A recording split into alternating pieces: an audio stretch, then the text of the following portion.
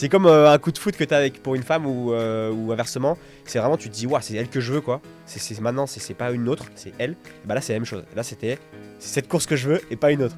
Et donc, je regarde cette truc là, je me dis, ok, je vais tout faire pour arriver à cette course, quoi qu'il arrive. Donc, je me souviens, je partage le truc sur Facebook et je mets quel reportage et ça a signé le début de mon truc. Et donc, après ça, du coup, le même pote que j'avais rencontré, il m'a emmené pour la première fois en montagne de ma vie. Je n'avais jamais vu la montagne de toute ma vie. Donc, du coup, là, je commence à un peu apprivoiser la montagne. Et en fait, moi, j'avais toujours eu un rêve de rentrer et d'intégrer le GIGN, donc les forces spéciales. Donc en fait, le fait d'avoir ces deux rêves qui commencent à s'accrocher, le GIGN et la Barclay, vu que c'est des trucs qui sont vraiment liés au dépassement de soi, du coup, je faisais tout en sorte dans ma vie pour un peu atteindre ces rêves. Donc je me suis mis un peu au MMA pour le GIGN, après je commençais à me mettre sur des trails un peu en montagne, par-ci par-là.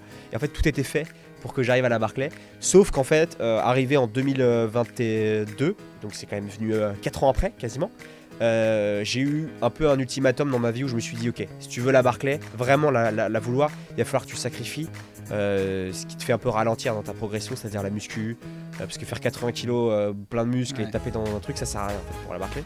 Donc du coup, fallait que je fasse un choix. Et donc du coup, comme tu vas faire une sèche. Ouais, non, mais comme la Barclay c'était vraiment ce que je voulais beaucoup plus, j'ai abandonné tout le reste et après j'ai suivi ce rêve-là et maintenant je suis encore dedans quoi. Parce que j'ai les stats de la Barclay, c'est à peu près 800 participants seulement qui ont participé à cette course. Seulement une vingtaine ont réussi à la terminer, dont un Français. Ouais, Aurélien Sanchez. C'est ça. Ouais. Et en 2023, hein, c'est tout récent. Ouais. Comment on participe à cette course? Il y a des règles particulières, tu peux nous expliquer? Alors pour expliquer un peu la course déjà, parce qu'il y a beaucoup de gens qui savent pas pourquoi elle a été créée, comment elle a été créée. En fait c'est très simple. Pour ceux qui connaissent un peu Martin Luther King, il y a un mec qui l'a tué, qui s'appelle James Hurley. Et James Hurley, il a été emprisonné dans la prison de Brushy Mountain, dans le Tennessee. À côté de la forêt de Frozen Head où se déroule la fameuse course. Et en fait ce petit monsieur, il a découpé des canaux de canalisation, il a réussi à s'évader de cette prison.